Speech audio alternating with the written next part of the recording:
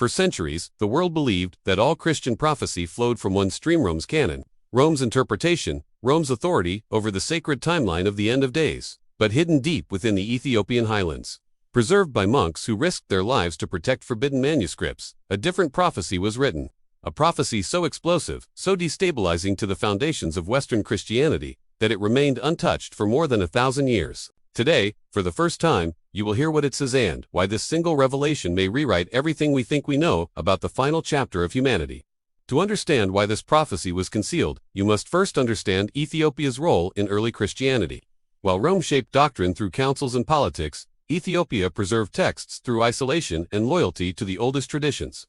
Their Bible is the longest in the world, containing books banned elsewhere, including prophecies never approved by Western authority. Monks describe these writings not as alternatives, but as the original, record as if the world has been reading a shortened, edited version of the story, while Ethiopia guarded the full script the entire time. And within this untouched archive lies a prophecy Rome did not want spreading. It begins with a warning: the first sign will not rise from the west, nor from the land that calls itself chosen, but from the place the nations forgot. Western tradition teaches that the final events revolve around Israel alone, but the Ethiopian prophecy reveals something different, something unsettling. It claims the first great shift of the end times will emerge not from the Middle East, but from a region ignored by empires, untouched by global powers, and dismissed by modern prophets. A location where heaven once touched the earth, and where watchers descended long before the flood.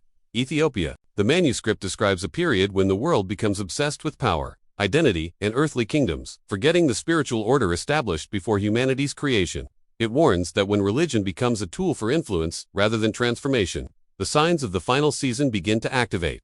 Rome, according to Ethiopian scholars, feared this teaching because it removed the Western Church from the center of the prophetic timeline. If the prophecy is true, the spiritual epicenter of the end times shifts dramatically away from Europe, away from political influence, and toward ancient lands overlooked by the modern world. One fragment states, "The nations will look to Jerusalem, but the voice will come from the mountains that dwell in shadow." Ethiopian theologians believe this refers to the highlands of Axum, the birthplace of their biblical tradition, where the Ark of the Covenant is said to rest. If the prophecy is accurate, the first movement of the final era does not begin with war, famine, or disasters, but with a message, a revelation emerging from a place the world has consistently underestimated. And this alone is enough to threaten Rome's authority, which has always positioned itself as the interpreter of the sacred timeline. The prophecy grows even more dangerous when it addresses the guardian nation, a concept absent from Western canon. It describes a people tasked with preserving truth when the world becomes intoxicated with corruption. These guardians are not wealthy, not powerful, and not recognized by global institutions, but they carry a spiritual authority that empires cannot erase. The text implies that Ethiopia, through its unbroken biblical lineage, is this guardian nation.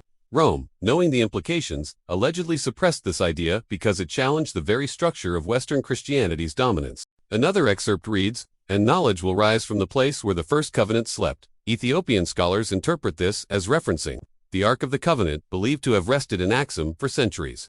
The prophecy suggests that in the final days, the truth about the Ark, its power, its purpose, and its message will resurface. This alone would shake the world, as the Ark is the single most sought-after artifact in biblical history. If Ethiopia truly possesses it, Rome's centuries of doctrinal authority could crumble instantly. But the prophecy does not stop there. It names the greatest threat to humanity not as the Antichrist, but as deception, a global spiritual blindness disguised as enlightenment. It claims that the world will willingly accept a counterfeit truth because the real one will come from a place too humble, too distant, too disregarded to be believed. And therein lies the danger. When the genuine revelation appears, the world, especially the West, will dismiss it. This is why Rome feared the manuscript. Not because it contradicted prophecy, but because it exposed humanity's weakness, arrogance. Next, the prophecy identifies a moment when ancient knowledge will return through translation, a time when hidden texts become accessible through global communication.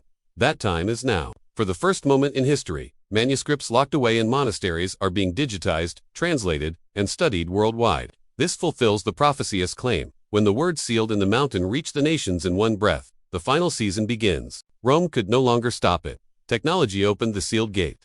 This teaching also reframes the idea of the chosen nation, while Western traditions point exclusively to Israel. The Ethiopian prophecy expands the concept, saying the final message will involve multiple ancient lineages, those present before the exile, before the temple, before even Abraham. This is deeply controversial because it decentralizes the narrative Rome spent centuries building. Instead of one geographic focus, prophecy becomes global, ancestral, and deeply tied to forgotten civilizations.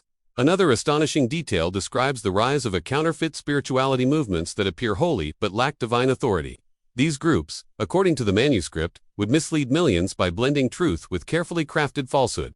The prophecy warns that the real threat is not external enemies but internal corruption within religion itself. This teaching would have been devastating to Rome's institutional credibility, which relied heavily on presenting itself as the sole guardian of truth. The manuscript also predicts a period when humanity becomes obsessed with signs and wonders, chasing any spiritual phenomenon without discernment.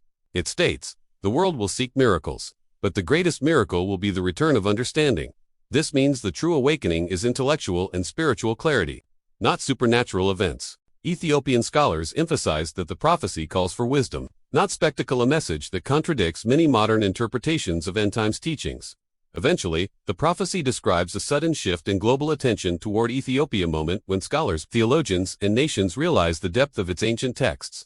This recognition triggers what the manuscript calls the ignition, the beginning of the final sequence. Not destruction but revelation, a restoration of truths buried by empire, politics, and human ambition. And once this ignition begins, the prophecy claims the world will experience a rapid spiritual awakening unlike anything seen before. Finally, the text ends with a warning. Do not look to the throne of men for what heaven has hidden in the earth. In other words, the truth does not come from power structures, institutions, or governments. It comes from places protected by humility. And according to the Ethiopian Bible, one of those truths is now resurfacing, the prophecy too dangerous for Rome to acknowledge, now emerging into the world's awareness. Its message is clear. The final revelation will not come from where the world expects, not from Rome, not from global powers, not from institutions that built their authority on incomplete scriptures. It will come from the place where the full story was preserved, untouched, unedited, and waiting. And now, after centuries of silence, that story is being revealed to those willing to hear it.